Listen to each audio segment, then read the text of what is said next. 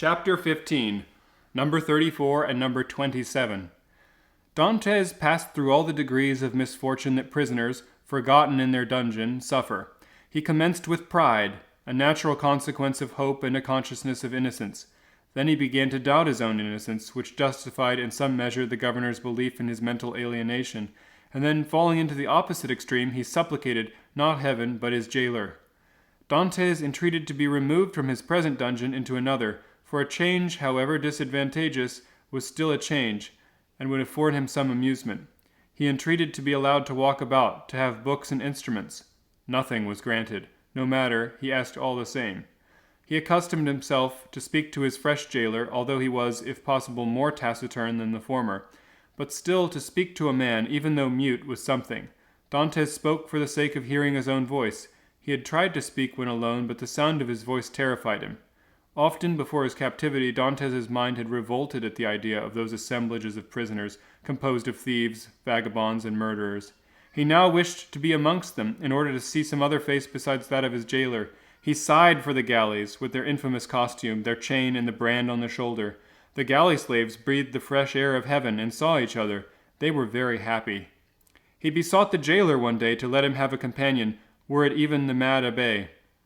The jailer, though rude and hardened by the constant sight of so much suffering, was yet a man. At the bottom of his heart he had often compassionated the unhappy young man who suffered thus, and he had laid the request of number 34 before the governor. But the latter sapiently imagined that Dantes wished to conspire or attempt an escape and refused his request. Dantes had exhausted all human resources and then turned to God. All the pious ideas that had been so long forgotten returned. He recollected the prayers his mother had taught him and discovered a new meaning in every word. For in prosperity prayers seem but a mere assemblage of words, until the day when misfortune comes to explain to the unhappy sufferer the sublime language by which he invokes the pity of heaven. He prayed and prayed aloud, no longer terrified at the sound of his voice, for he fell into a species of ecstasy. He laid every action of his life before the Almighty, proposed tasks to accomplish, and at the end of every prayer introduced the entreaty oftener addressed to man than to God. Forgive us our trespasses, as we forgive them that trespass against us. Spite of his earnest prayers, Dantes remained a prisoner. Then a gloomy feeling took possession of him. He was simple, and without education he could not, therefore, in the solitude of his dungeon and of his own thoughts, reconstruct the ages that had passed, reanimate the nations that had perished, and rebuild the ancient cities that imagination renders so vast and stupendous, and that pass before our eyes illuminated by the fires of heaven, as in Martin's pictures. He could not do this, he whose past life was so short, whose present so melancholy, and his future so doubtful. 19 years of light to reflect upon in eternal darkness. No distraction could come to his aid. His energetic spirit, that would have been exalted in thus revisiting the past, was imprisoned like an eagle in a cage. He clung to one idea, that of his happiness, destroyed without apparent cause by an unheard-of fatality. He considered and reconsidered this idea, devoured it, thus to speak, as Ugolino devours the skull of the Archbishop Roger in the Inferno of Dante. Rage succeeded to this. Dantes uttered blasphemies that made his jailer recoil with horror, dashed himself furiously against the walls of his prison, attacked everything and chiefly himself, and the least thing, a grain of sand, a straw, or a breath of air that annoyed him. Then the letter he had seen that Villefort had showed to him recurred to his mind, and every line seemed visible in fiery letters on the wall, like the Mene Tekel Upharsin of Belshazzar. He said that it was the vengeance of man, and not of heaven, that had thus plunged him into the deepest misery. He devoted these unknown persecutors to the most horrible tortures he could imagine, and found them all insufficient, because after torture came death, and after death, if not repose, at least that insensibility that resembles it. By dint of constantly dwelling on the idea that repose was death, and in order to punish, other tortures than death must be invented, he began to reflect on suicide. Unhappy he who, on the brink of misfortune, broods over these ideas. It is one of those dead seas that seem clear and smooth to the eye, but he who unwarily ventures within its embrace finds himself entangled in a quagmire that attracts and swallows him. Once thus ensnared, unless the protecting hand of God snatch him thence, all is over, and his struggles but tend to hasten his destruction. This state of mental anguish is, however, less terrible than the sufferings that precede, and the punishment that awaits it. A sort of consolation that points to the yawning abyss, at the bottom of which is darkness and obscurity. Edmund found some solace in these ideas. All his sorrows, all his sufferings with their train of gloomy spectres fled from his cell, where the angel of death seemed about to enter. Dantes reviewed with composure his past life, and looking forward with terror to his future existence, chose that middle line that seemed to afford him a refuge. "Sometimes," said he, "in my voyages when I was a man and commanded other men, I have seen the heavens become overcast, the sea rage and foam, the storms arise, and like a monstrous bird cover the sky with its wings. Then I felt that my vessel was a vain refuge that trembled and shook before the tempest. Soon the fury of the waves and the sight of the sharp rocks announced the approach of death, and death then terrified me, and I used all my skill and intelligence as a man and a sailor to escape. But I did so because I was happy, because I had not courted death, because this repose on a bed of rocks and seaweed seemed terrible, because I was unwilling that I, a creature made for the service of God, should serve for food to the gulls and ravens. But now it is different. I have lost all that bound me to life. Death smiles and invites me to repose. I die after my own manner. I die exhausted and broken-spirited, as I fall asleep when I have paced 3,000 times round my cell." No sooner had this idea taken possession of him than he became more composed, arranged his couch to the best of his power, ate little and slept less, and found this existence almost supportable because he felt he could throw it off at pleasure like a worn-out garment. He had two means of dying. The one was to hang himself with his handkerchief to the stanchions of the window, the other to refuse food and starve himself. But the former means were repugnant to him. Dantes had always entertained the greatest horror of pirates, who are hung up to the yard-arm. He would not die by what seemed an infamous death. He resolved to adopt the second, and began that day to execute his resolve. Nearly 4 years had passed away. At the end of the second he had ceased to mark the lapse of time. Dantes said, "I wish to die," and had chosen the manner of his death, and fearful of changing his mind he had taken an oath to die. "When my morning and evening meals are brought," thought he, "I will cast them out of the window, and I shall be believed to have eaten them." He kept his word. Twice a day he cast out by the barred aperture the provisions his jailer brought him, at first gaily, then with deliberation, and at last with regret. Nothing but the recollection of his oath gave him strength to proceed. Hunger rendered these viands, once so repugnant, acceptable to him. He held the plate in his hand for an hour at a time and gazed on the morsel of bad meat, of tainted fish, of black and mouldy bread. It was the last struggle of life which occasionally vanquished his resolve. Then his dungeon seemed less somber, his prospects less desperate. He was still young, he was only 4 or 25, he had nearly 50 years to live. What unforeseen events might not open his prison door and restore him to liberty? Then he raised to his lips the repast that, like a voluntary Tantalus, he refused himself. But he thought of his oath, and he would not break it. He persisted until, at last, he had not sufficient force to cast his supper out of the loophole. The next morning he could not see or hear. The jailer feared he was dangerously ill. Edmund hoped he was dying. The day passed away thus. Edmund felt a species of stupor creeping over him. The gnawing pain at his stomach had ceased. His thirst had abated. When he closed his eyes, he saw myriads of light dancing before them, like the meteors that play about the marshes. It was the twilight of that mysterious country called death. Suddenly, about 9 o'clock in the evening, Edmund heard a hollow sound in the wall against which he was lying.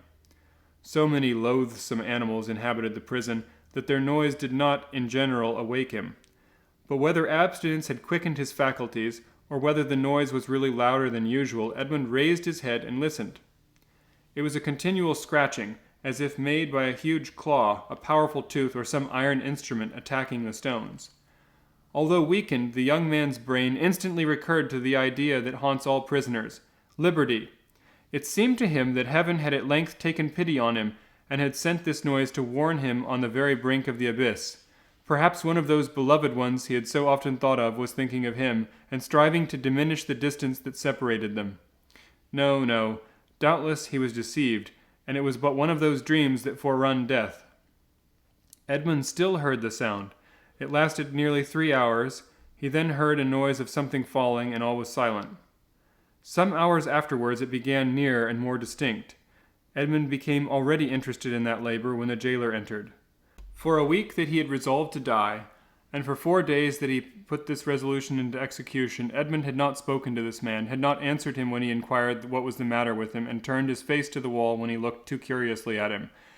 But now the jailer might hear this noise and put an end to it, thus destroying a ray of something like hope that soothed his last moments. The jailer brought him his breakfast. Dantes raised himself up and began to speak on everything, on the bad quality of his food, on the coldness of his dungeon, grumbling and complaining in order to have an excuse for speaking louder, and wearying the patience of his jailer, who had solicited some broth and white bread for his prisoner, and who had brought it. Fortunately, he fancied Dantes was delirious, and placing his food on the rickety table, he withdrew. Edmund listened, and the sound became more and more distinct. There can be no doubt, thought he, it is some prisoner who is striving to obtain his freedom. Suddenly another idea took possession of his mind, so used to misfortune that it could scarcely understand hope. Yet this idea possessed him, that the noise arose from the workmen the governor had ordered to repair the neighboring dungeon. It was easy to ascertain this, but how could he risk the question? It was easy to call his jailer's attention to the noise and watch his countenance as he listened, but might he not by this means betray interests far more precious than this short-lived satisfaction? Unfortunately, Edmund's brain was still so feeble that he could not bend his thoughts to anything in particular.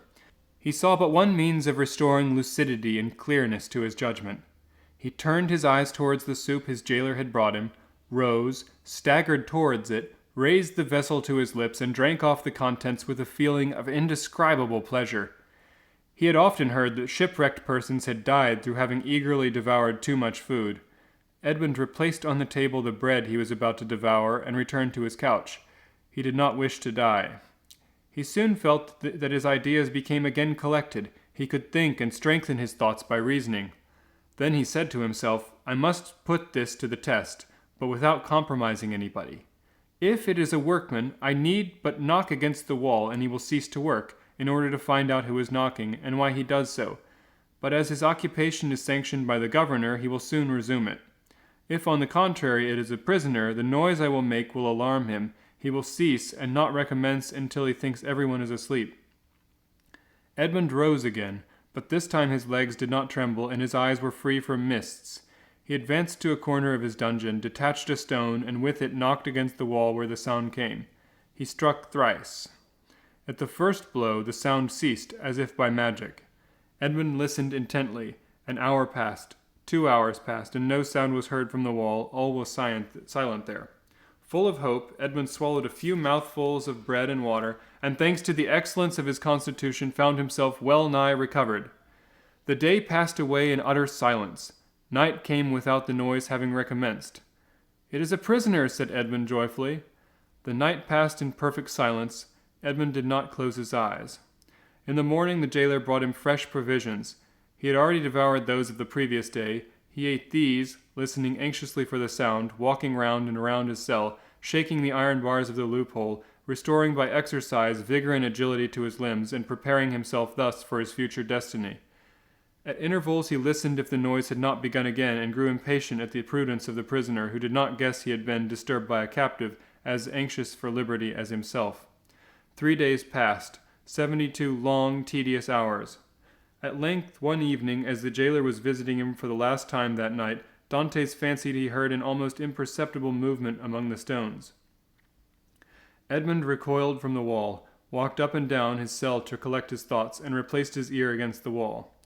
There could be no doubt something was passing on the other side.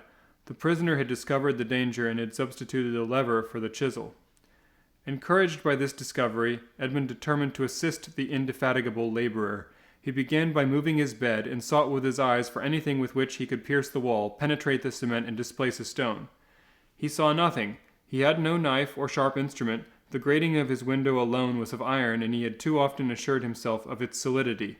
All his furniture consisted of a bed, a chair, a table, a pail, and a jug. The bed had iron clamps, but they were screwed to the wood, and it would have required a screwdriver to take them off. The table and chair had nothing.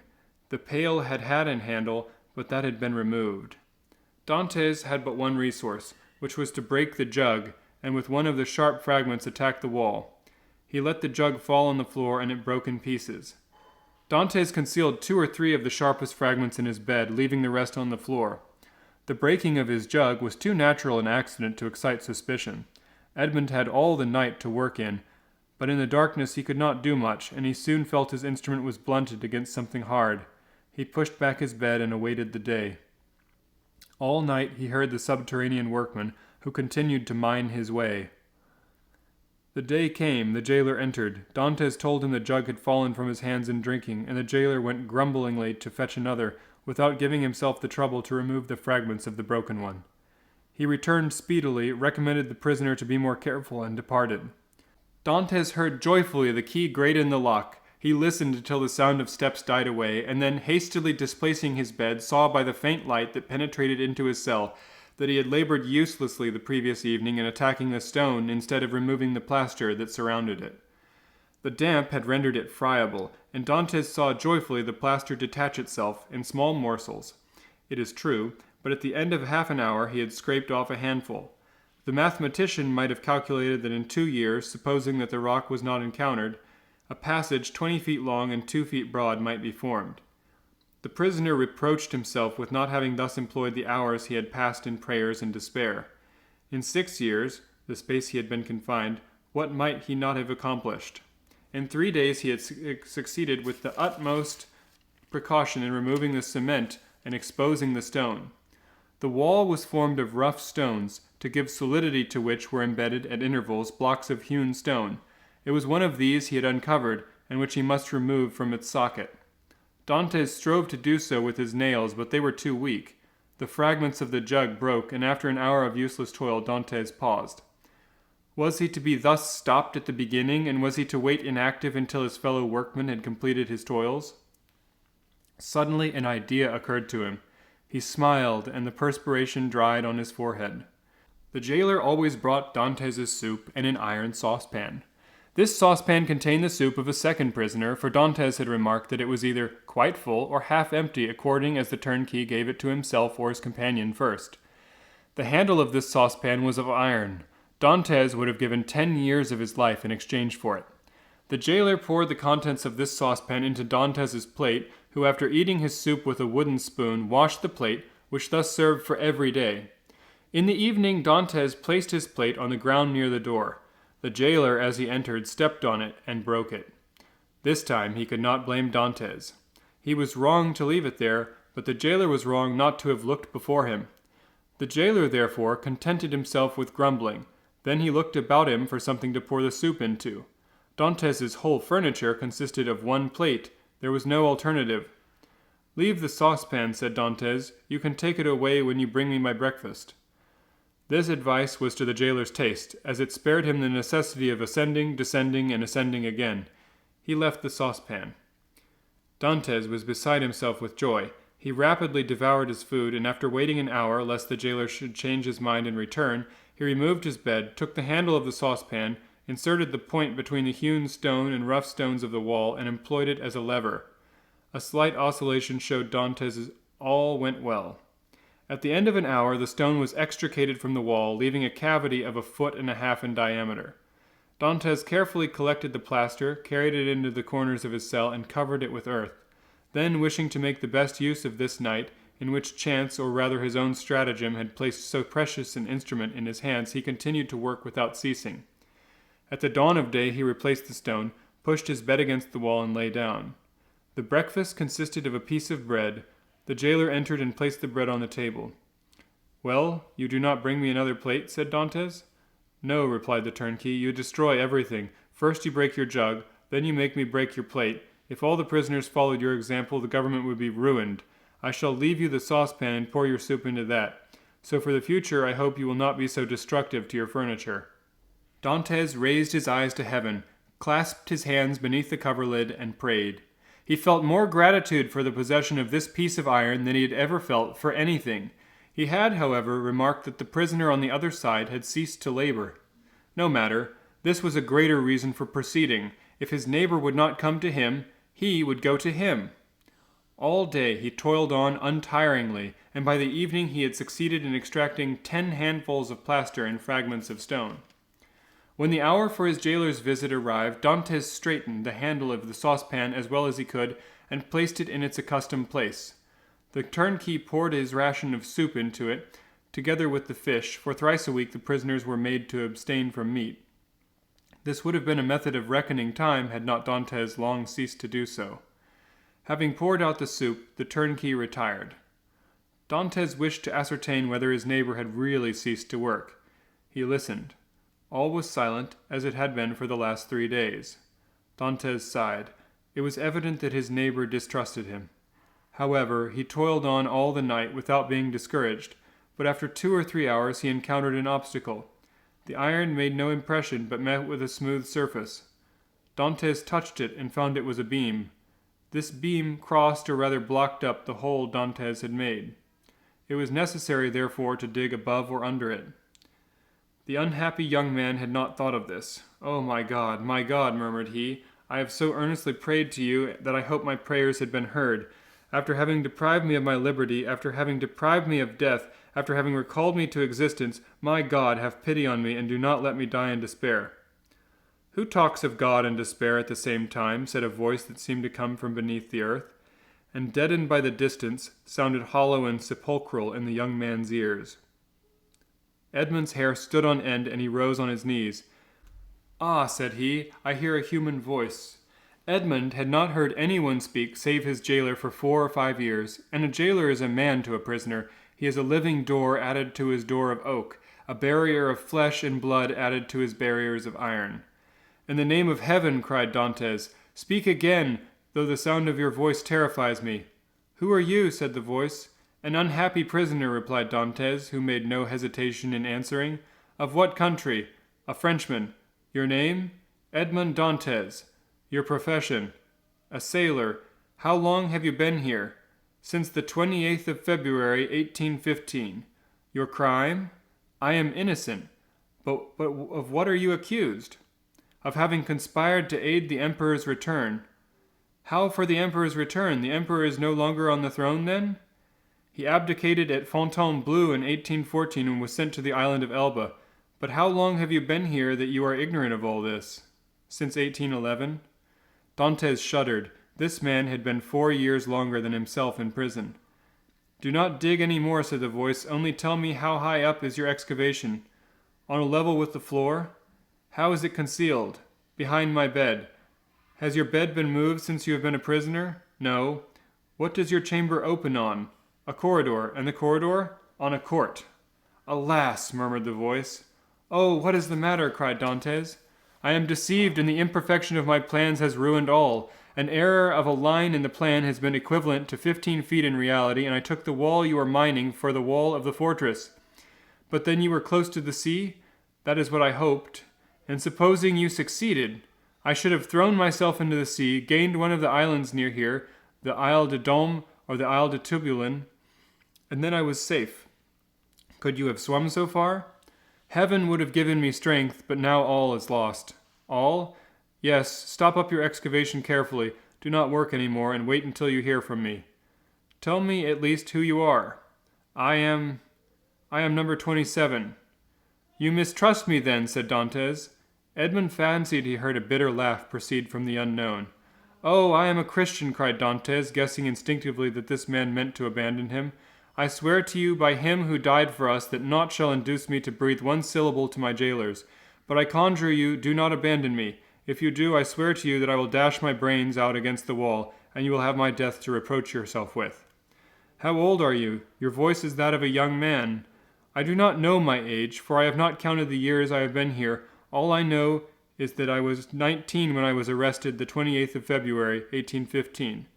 "Not quite 26, murmured the voice. "At that age he cannot be a traitor." "Oh, no, no," cried Dantès. "I swear to you again, rather than betray you, they shall hew me to pieces." "You have done well to speak to me and entreat me, for I was about to form another plan and leave you, but your age reassures me. I will not forget you. Expect me." "When?" "I must calculate our chances. I will give you the signal." "But you will not leave me. You will come to me, or you will let me come to you. We will escape, and if we cannot escape, we will talk. You of those whom you love, and I of those whom I love. You must love somebody." "No, I am alone in the world." Then you will love me. If you are young, I will be your comrade. If you are old, I will be your son. I have a father who is 70 if he yet lives. I only love him and a young girl called Mercedes. My father has not yet forgotten me, I am sure, but God alone knows if she loves me still. I shall love you as I loved my father. It is well, returned the voice, tomorrow. These few words were uttered with an accent that left no doubt of his sincerity. Dantes rose, dispersed the fragments with the same precaution as before, and pushed back his bed against the wall. He then gave himself up to happiness. He would no longer be alone. He was perhaps about to regain his liberty. At the worst, he would have a companion, and captivity that is shared is but half captivity. All day Dantes walked up and down his cell. He sat down occasionally on his bed, pressing his hands on his heart. At the slightest noise he bounded towards the door. Once or twice the thought crossed his mind that he might be separated from this unknown, whom he loved already, and then his mind was made up. When the jailer moved his bed and stooped to examine the opening, he would kill him with his water jug. He would be condemned to die, but he was about to die of grief and despair when this miraculous noise recalled him to life. The jailer came in the evening. Dantes was on his bed. It seemed to him that thus he better guarded the unfinished opening. Doubtless there was a strange expression in his eyes, for the jailer said, "Come, are you going mad again?" Dantes did not answer. He feared that the emotion of his voice would betray him. The jailer retired, shaking his head. The night came. Dantes hoped that his neighbor would profit by the silence to address him, but he was mistaken. The next morning, however, just as he removed his bed from the wall, he heard 3 knocks. He threw himself on his knees. "Is it you?" said he. "I am here. Is your jailer gone?" "Yes," said Dantes. "He will not return until the evening, so that we have 12 hours before us." "I can work then?" said the voice. "Oh, yes, this instant. I entreat you." In an instant, the portion of the floor on which Dantes, half buried in the opening, was leaning his 2 hands, gave way. He cast himself back, whilst a mass of stones and earth disappeared in a hole that opened beneath the aperture he himself had formed. Then from the bottom of this passage, the depth of which it was impossible to measure, he saw appear, first the head, then the shoulders, and lastly the body of a man who sprang lightly into his cell.